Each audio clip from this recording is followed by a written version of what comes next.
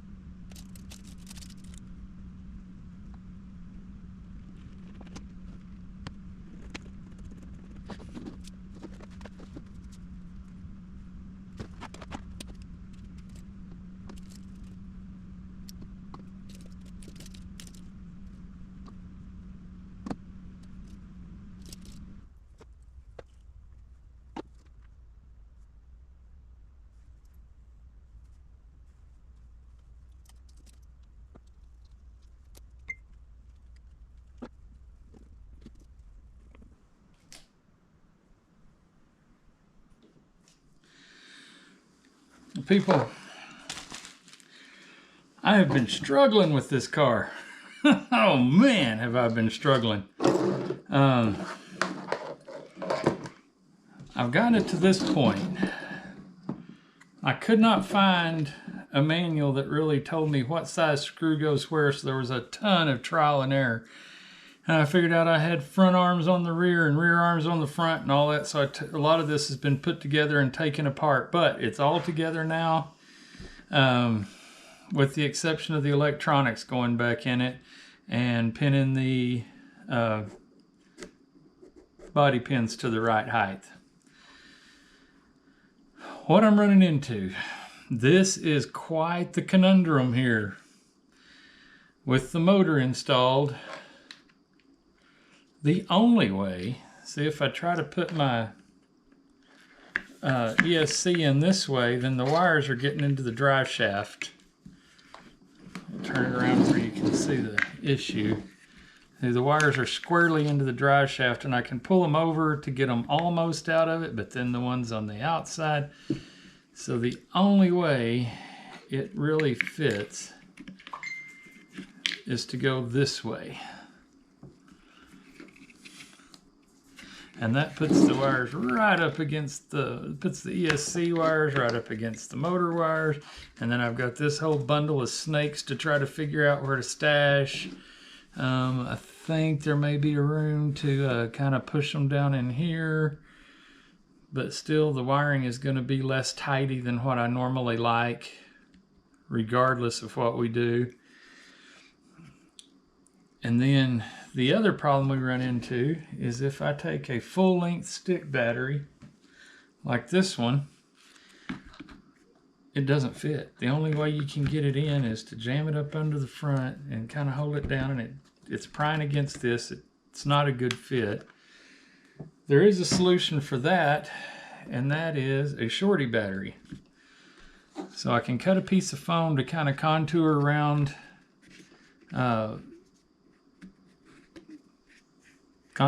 this little screw support here and maybe fill in that gap a little bit. So I can set a piece of foam to hold it back. Forward, what I'm going to have to do, and hopefully you can see that there's some of the rubber padding for under the battery. I'll have to, once the foam is built, I'll push it back into that. Mark, well, This has bullet connections, and that's technically just a charging lead. So we can take that out, make things a little easier to see. But what I'll do is I'll cut a piece of foam to hold it back here. I've got some plastic that I can form with heat that will make an L bracket to go at the front. And I'll attach it with some screws. Mark this and cut away some of that rubber padding there. Because up in this little part is where I'm going to have to put the receiver. And I need all these little ports to be visible and accessible when it's all done. So it's probably going to live right about in there with its antenna wire running down in here by the battery. Probably going to ride something about like that, and I'll make this wire lay in a lot neater. Yeah, something like that. But anyway, I might even scoot it out a little bit to keep a little more distance between the drive shaft and all these wires. Another problem we're going to run into doing it this way with the receiver, opposite all the stuff that plugs into it, is that the wires would then have to run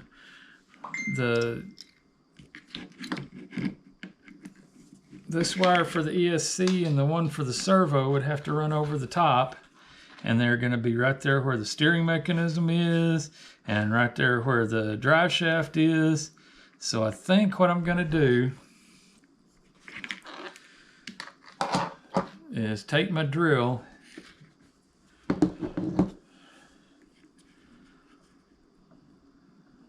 and make me a hole somewhere, probably an entry hole here and an exit hole right up here, because that channel is accessible from the bottom.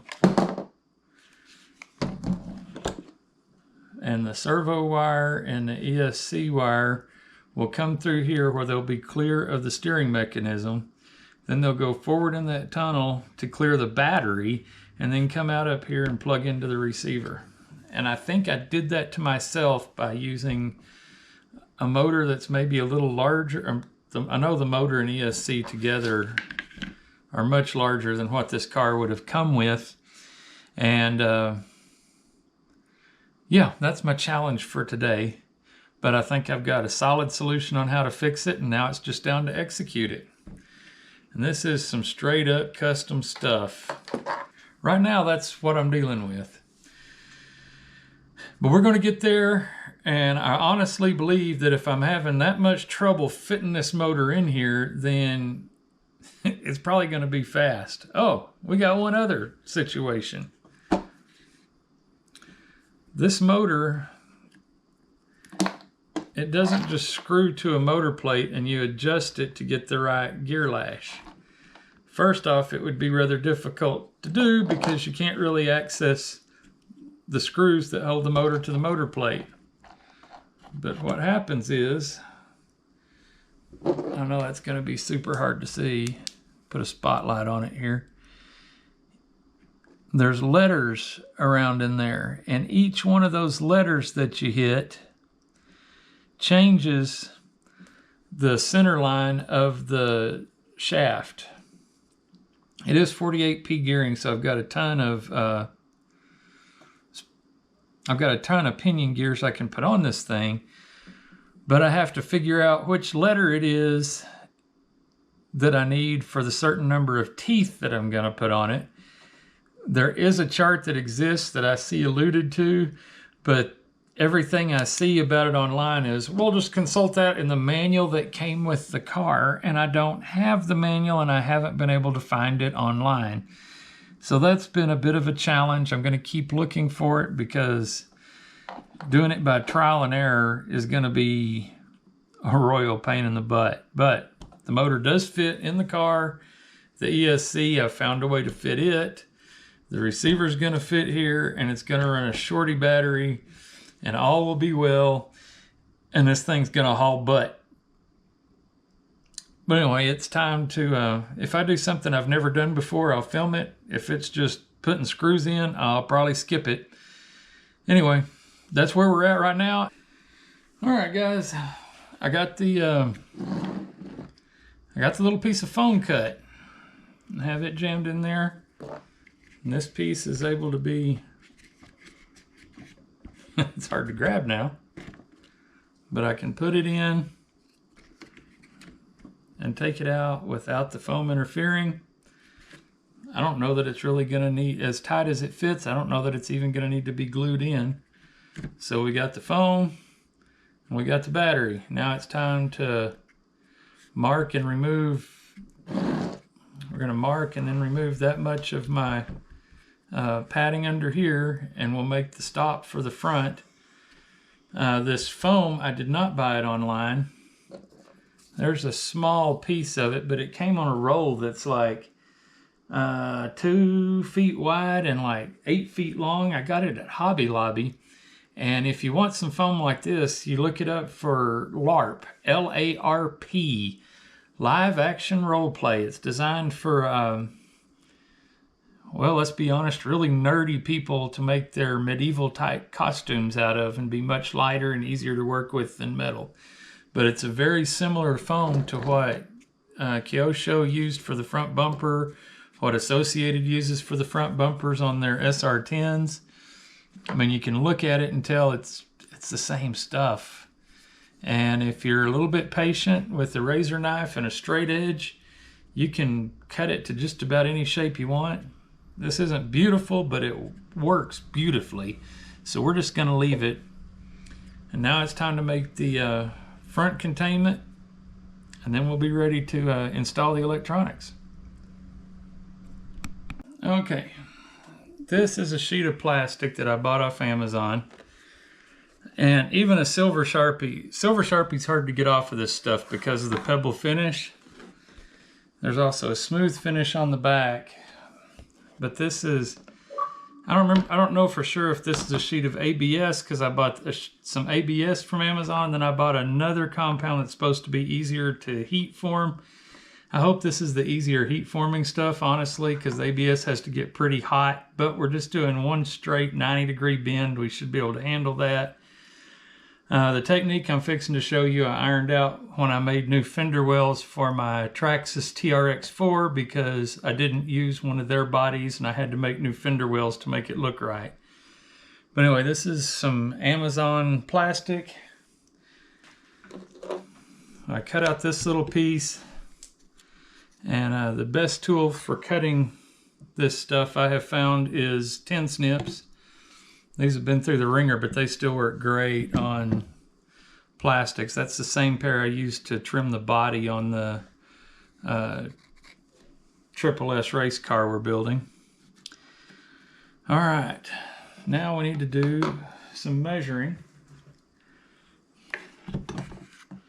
So I really want, oh, something else I did here that's kind of crazy. After I cut off the part of this little pad that was sticking over here in the way, but since it was most of it, I smeared some of my E6000 glue on the back of it. I cleaned it with a little electrical contact cleaner, put a little bit of this glue on it and stuck it down in here. So now I have full length pads, front and rear. I think that's a nice little touch that came out well. But we really don't want the stopper to come up to the full height of the battery. We want it to come up to about, I'm gonna aim for about right there. Actually down just, actually, tell you what, let's do. Let's aim for the same height as this side rail.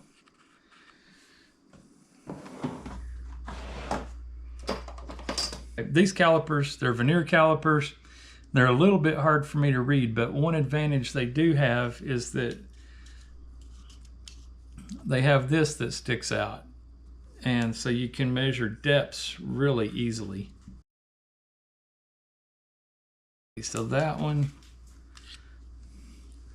that's how tall we want our the vertical portion of our little battery wall.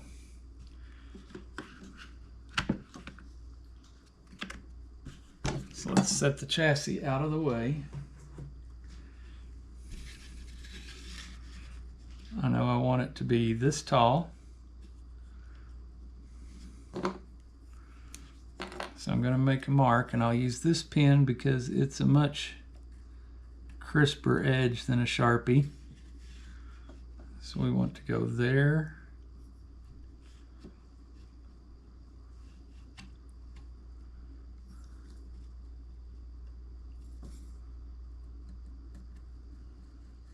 And there, and that looks really out of square because the line in my tape is off, but not straight. Then we've got a straight edge.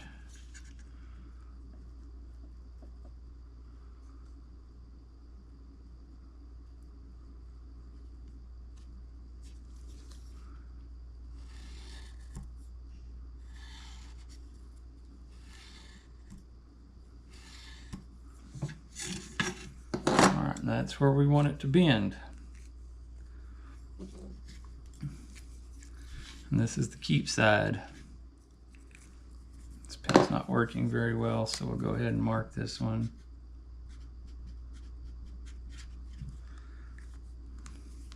This is the keep side, and this is going to be the side we roll over and flange. And I think what we're going to do is we're going to bend it, and then once it's bent, there will be a trim so that there's barely enough room to get a couple of screws in there. We'll probably drill them up through the bottom, countersink them, and put little nuts on them to hold them in place. There's probably ways to plastic weld and do all sorts of really elegant things to it, but I don't know how to do those. So what we're going to do is we're going to put our line right on the edge of this board here. And we're going to take our straight edge and put it right on the edge of that to hold it down. And the secret to bending plastic is heat. So we're going to take our heat gun and we're going to heat that plastic.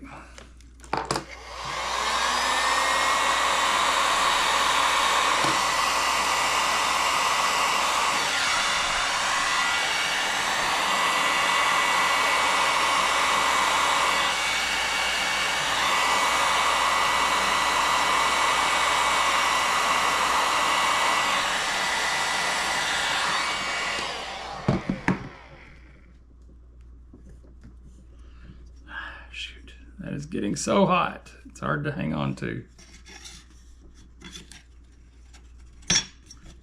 Come on.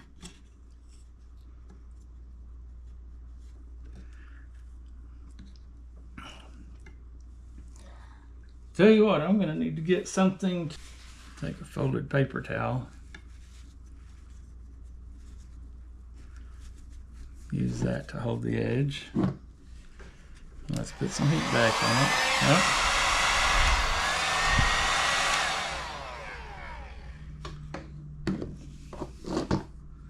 Straight edge slipped a little bit.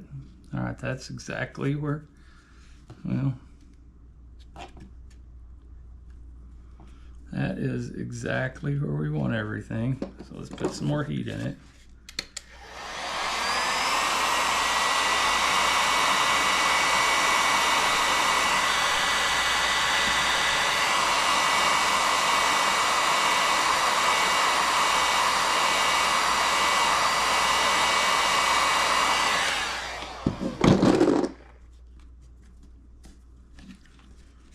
This stuff is very hot, so I'm going to do that to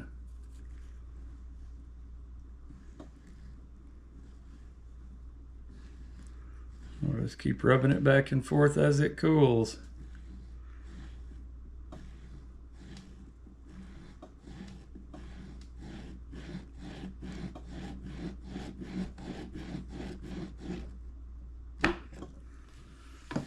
Okay, now it's pretty well cooled. Now let's see what we got. We got a pretty decent little 90-degree angle there. That keep side looks awfully long. It looks like our holding it there, it being at a different place, so we're gonna have to trim the top anyway. Oh well, we tried and we got pretty dang close. But coming out a little long is a lot better than coming out a little short, because it's a lot easier to trim some off than it is to add to. Because the only way to add to is to catch a new piece and start over. All right, step one, we're going to trim it for length because it won't fit in there. So we're just going to eyeball it a little bit.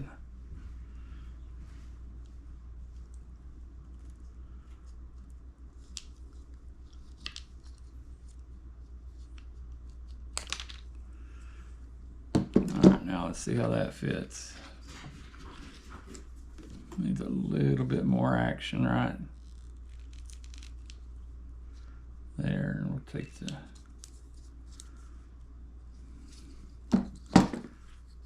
Now let's see what we got. Okay, what's holding us up down near the bottom? All right, looks like the bottom is slightly higher than the top. So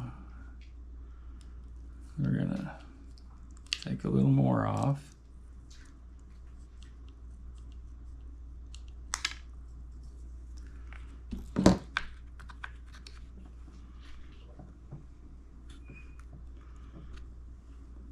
Okay, that's not bad actually. That's not bad at all. It's a little over bent, but that's okay. That's something I can do. I can just kind of manually straighten it. It's slightly higher than the sides, but the initial thought of matching this, what we'll do is we'll put just a little bit of taper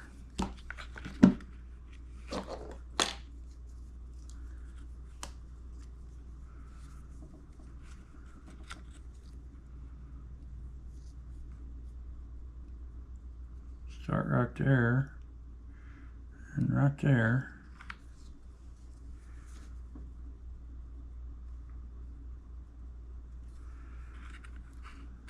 And this one will come down to that height right there. So this mark shows from the floor up to the top of this. And we're just going to eyeball it across because there's really nothing to match up with over here. And we're going to want to go from that mark up to there. And from this mark down to there. And that'll make kind of an interesting looking piece.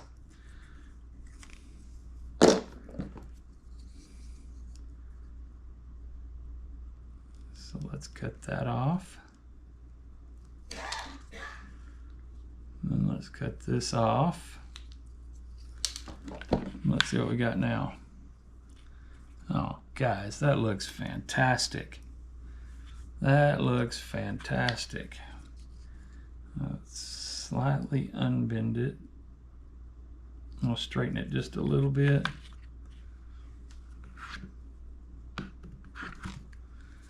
That's a nice fit.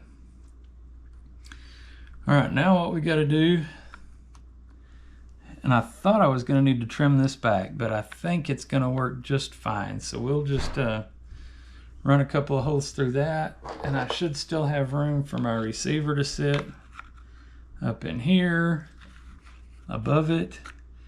And we should also have room to pull our wires through above it. That's going to work really nice.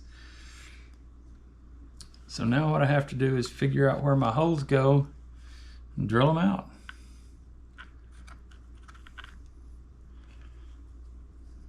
So what we've got, let's figure out where the holes go. Where's my other calipers? There they are. We have a piece of plastic that is basically 48 millimeters long. I plan on putting 2 screws in it. So if we left 12 and 12 and had 24 through the center, I think that would look really, be spaced out really nice. And That's what we're gonna do. So I'm gonna set this at 12.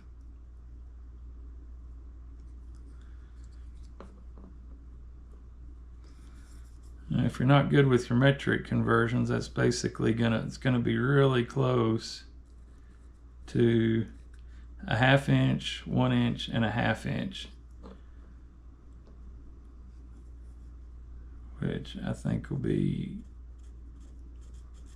aesthetically pleasing and strong.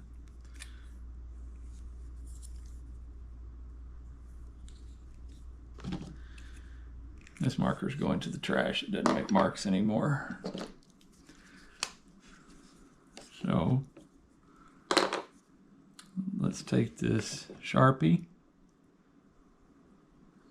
We'll go right across there, and it's not imperative that it be super precise. Now this piece is about 17, so that'd be 9.5, 8.5.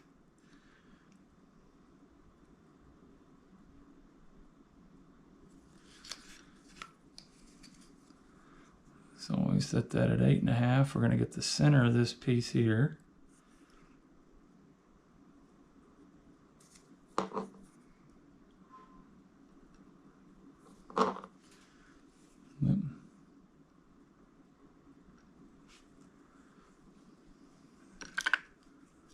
Yes, my caliper says 8.6, but if you can tell the difference of 0.1 of a millimeter an inch away, your eyes are way better than mine. Plus, our drill bit's liable to walk that far. So let me go get a drill and a bit, because we're going to need to, we'll set this here, we'll set this on the board for support. We'll drill here and here, and then when I install it, we'll drill through the existing holes and then take a really big drill bit to get a countersink on it and put the screws up through the bottom with some nuts on the top, and I'll get back to you when that's done.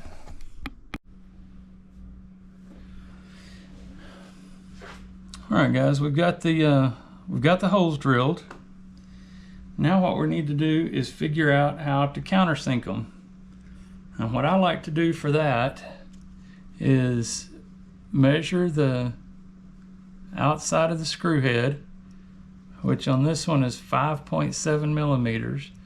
Then I hit that inch millimeter 0.22, which is just under 1/4 inch. So I look at my drill bit set. My 3/16 is missing. 7/32 feels really good. So we'll put the 7/32 in the drill.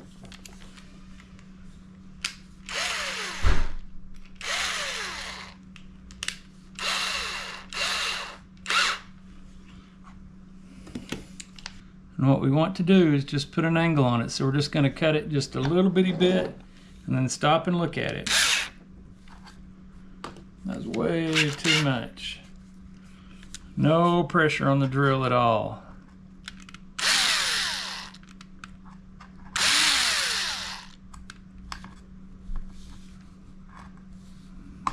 Okay. Matter of fact, we're going to hold up on the drill a little bit. I've done this before and it worked perfectly. Don't know why it's not right now.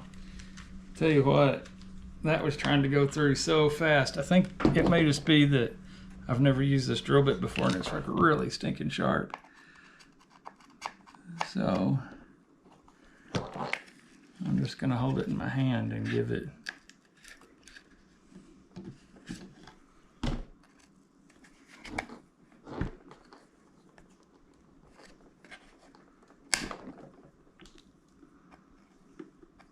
Okay. Now what we want to do is just give that, we just want to take advantage of the fact that there's an angle cut on our drill bit.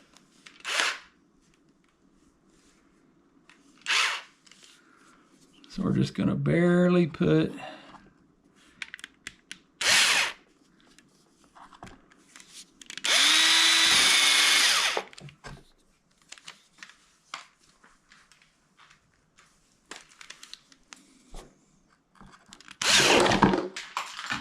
That is not what we wanted to have happen. We did not want to make that hole that big. I guess that plastic is just too thin. Man. Talk about your challenges. Well, there is another thing we can do. I was planning on using 3mm screws and nuts, but I do have 4mm available to me. And there's a chance that that 4mm countersunk screw will go ahead and work. Dadgummit.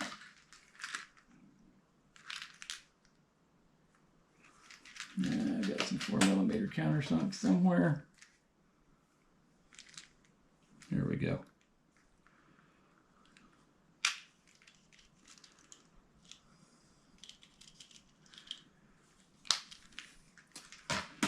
Let's see if a 4mm will catch on the sides. Yes, it will. And I think we're just going to use, this plastic's just not going to cooperate with me. So I think what we're going to do is I'll punch this one out to the same size.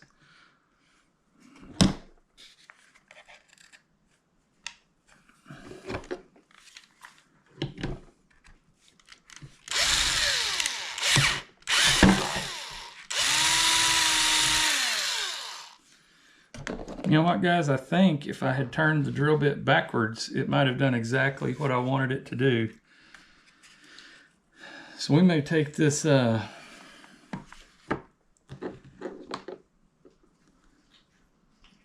had a little piece of that plastic sheeting laying around. All right. Let's see what turning the, try it on this piece of plastic and see what turning the drill bit backwards does for us. I have to put it on the pebbly side because the drill bit just wants to slide on that slick side. So if we run the drill bit backwards,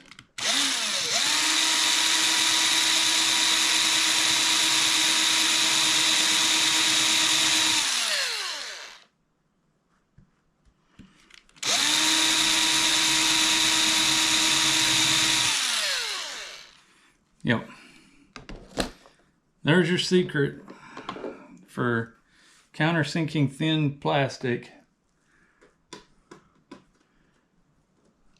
Find a drill bit the same size as the head of your screw and then run it backwards. Now I've got to put the little one back in it because there's no hole in the center.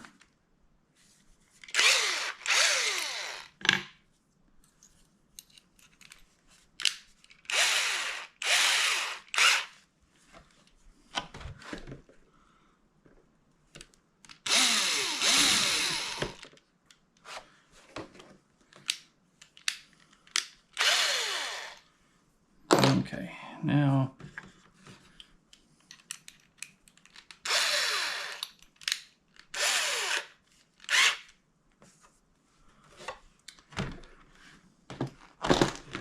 we've got a hole that a 3mm screw will slip fit in, just like that. And if we take our other screw, or if we take our other bit and we run it backwards,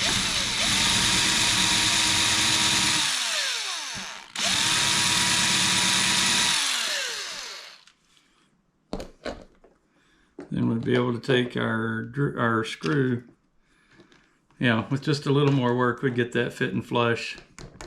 Turn your drill bit backwards. That's the helpful hint for today that I screwed up. So we may still need to do that with this one.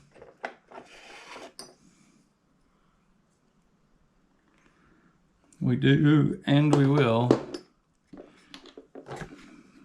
So now that I've got those punched out,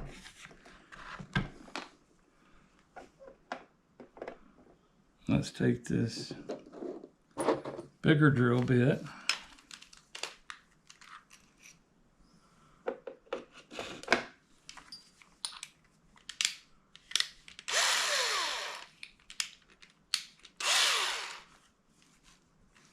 Put it nice and tight, and we'll spin it backwards.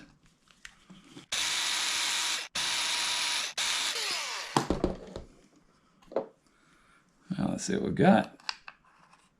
Just a little bit more. And kind of look at where you're getting it and where you're not, and then angle your drill back towards your side where it's maybe so not as machined as the rest. Ideally, you'd come in perfectly straight, but this ain't an ideal world. It's the real world.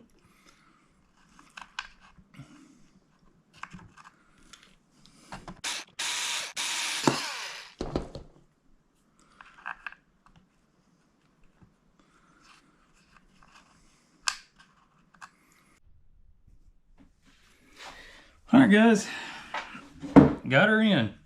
Now it's time to test it. I haven't even checked this yet, so I may be preparing to embarrass myself on my own channel, but we got a pretty nice fit there, which won't drag when it bottoms out. It's not going to catch on things. Actually, these are worse, but I think they're not tightened all the way yet. So flip it over. This little bolt and nut coming up through there doesn't look bad. Now, let's see if the battery fits. Looky there. Man, there is a strap that feeds through about right here that will hold the battery in place and say Kyosho on there and look nice and cool. But now we've got the battery tied in. Now it's just a matter of the receiver's easy. The ESC, it's a mess, but I know what I'm going to do with it. I'm going to get on my phone and see if I can figure out which two holes I want to use on this and how many teeth I'm going to use on the spur gear or on the pinion gear. And I can tell you right now, I want a lot. I like fast cars, and the bigger we make this pinion, I don't think as light as this car is, with everything in it, it is still super lightweight. So as light as it is and as fast as that motor will turn, we're going to want a pretty big pinion in it to get lots of speed. And the spur gear is in excellent condition, so I don't have to worry about that blowing up. And once we get this set right so that we can get the gear mesh right, then I can put this piece in. I've got to drill my holes to run my wires through to get to the receiver. Up in here, probably right in that neighborhood's where the receiver is going to live. That looks pretty nice. So there's plenty of room for the wires to come out here and in here. And actually the excess could easily be tied up and stored in that strengthening channel there. That sounds like a plan. We'll have just enough to run to here, take the excess up and tuck it, and then maybe glue it in place with a little E6000 that will come loose if we pry on it. But it's not going to come loose while we're driving it.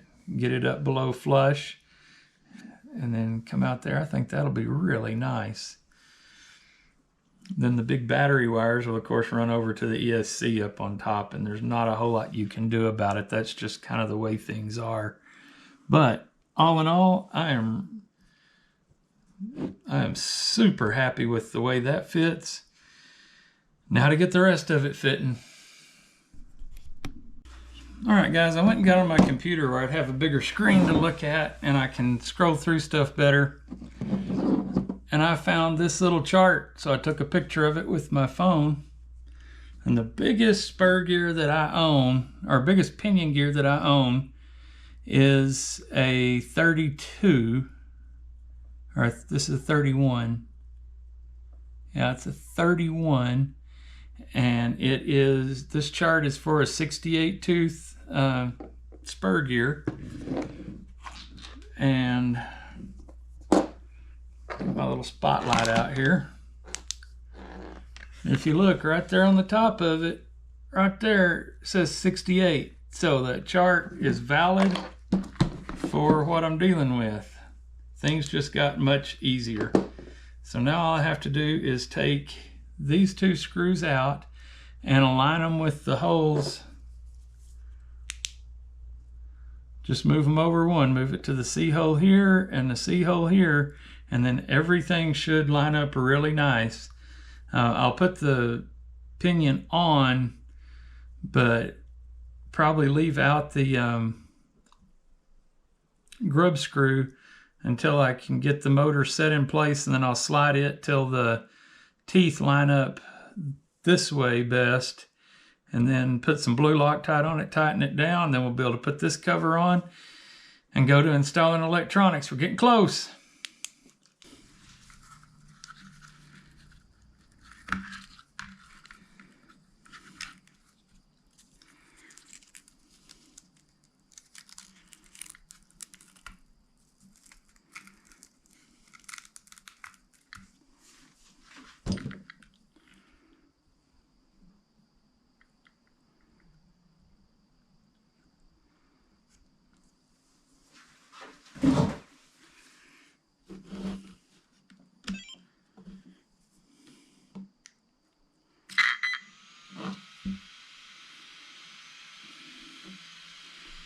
All right, it's all back together.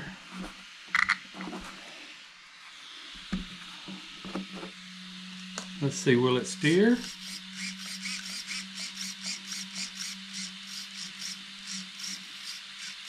Yes, but it steers backwards. I'm going to have to fix that. Now, will it go?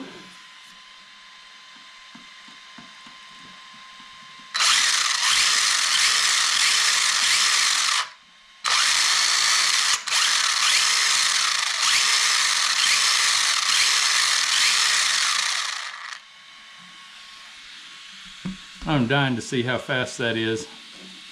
Now, something that did strike me as kind of funny, looking at this car, you can slide, there's some little shims that you snap in here or up here depending, so that you can change the caster in the car. But you cannot change the camber, and you cannot change the toe. That's all fixed, front and rear. It's camber and toe. Actually, you can adjust the toe because there's bushings that go where that pin goes through. There's a bushing in there, and you can turn it 180 degrees and make the tire straight, I believe, for drifting, or you can have it towed in like this for racing. But it's just really strange that you can't adjust toe or camber in the front, but you can adjust caster. That's something I would love to talk to somebody and find out why they did that. I think I'm going to start with one spacer each in front and behind, and then see if I feel like it needs more or less caster once I find out what that does. But anyway, it's a really cool looking little car, and we're about ready to test it. All I have to do is set the height of the body pins and then drop the body on it, and we're ready to test.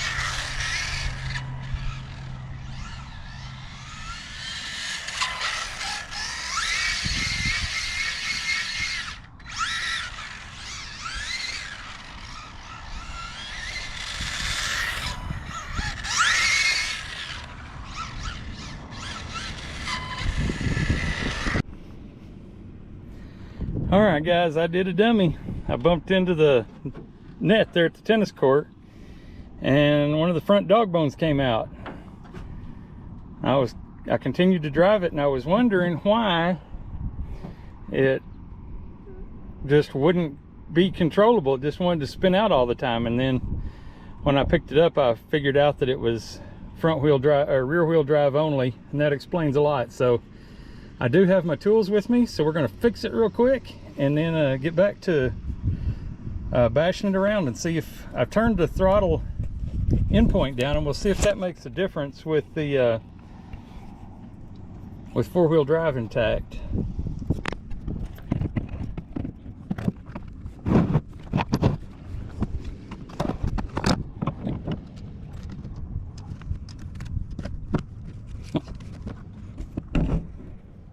It's that one right there that's missing, but should be all we got to do to fix it. Remove this screw.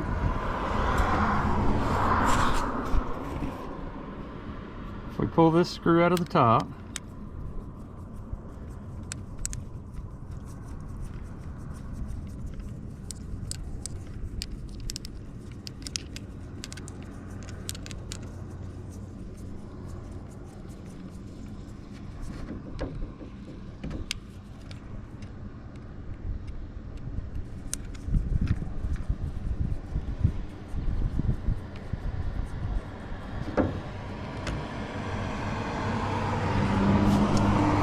laid back like that, we ought to be able to start the dog bone up in there.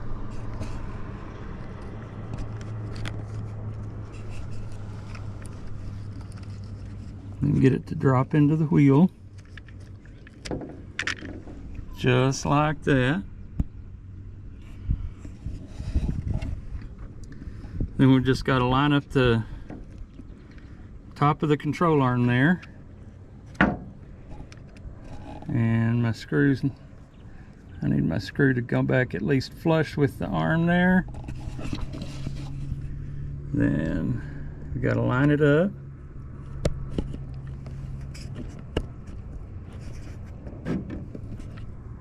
Now we run the screw back in.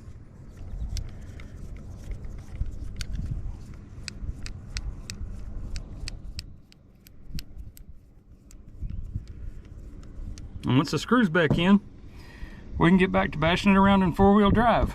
So hang on just a moment and we'll do that. All right, now let's try this again. We fixed the four-wheel drive.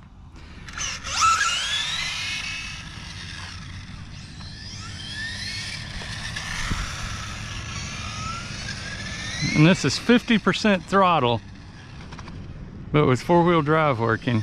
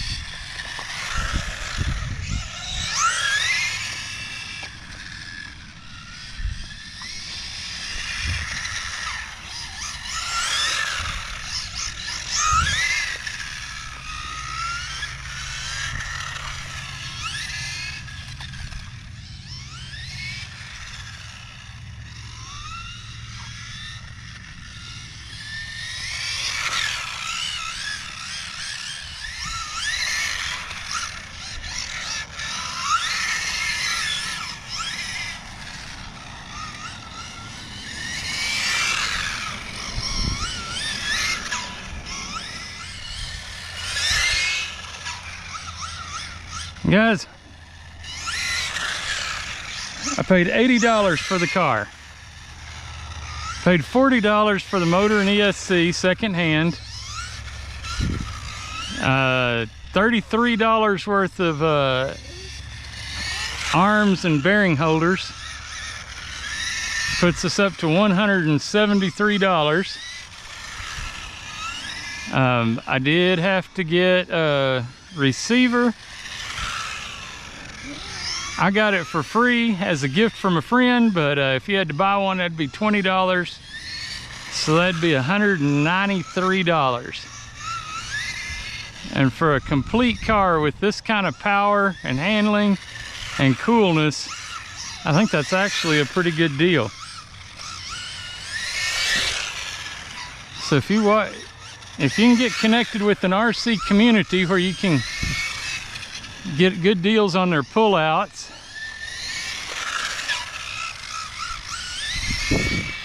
and then watch Facebook Marketplace for good used RC cars at a good price, you can have something really cool at bargain basement prices. Anyway, that's what we got for now. Would I change anything? Yes, I think we need a smaller pinion on it. I like fast cars, but this one is still a bit much. Like I say, this is 50% throttle, and it's still on a wide open tennis court, it's pretty fun, but if we were trying to keep it on a narrow track or drive it down a sidewalk, it'd be a handful. So I think a smaller pinion might be good. I had to turn the steering trim way to the left-hand side. So if I ever take that apart, I'll move the servo horn over a tooth or two. And I was thinking I need a different body, because I never liked this body very much in the beginning, and I already broke it running into one of these poles for the net.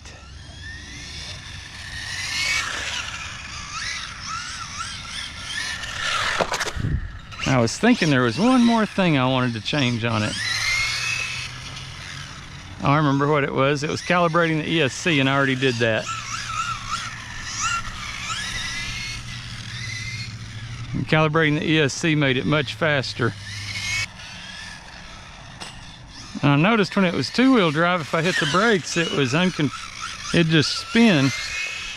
But now I can brake and make a turn. Brake and make a turn.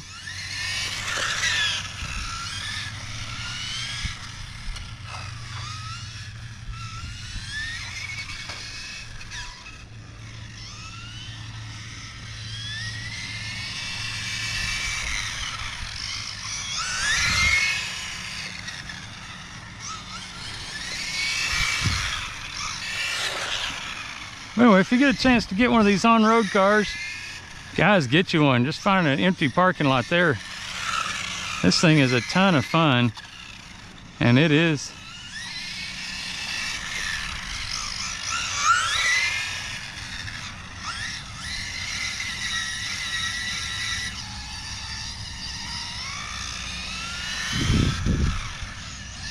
And we just went into low voltage mode. That's a good time to say, hey, if you're not subscribed, please do. Really trying to make a go of this YouTube thing here, trying to show you some pretty good content, and I think this is some. I love this little car.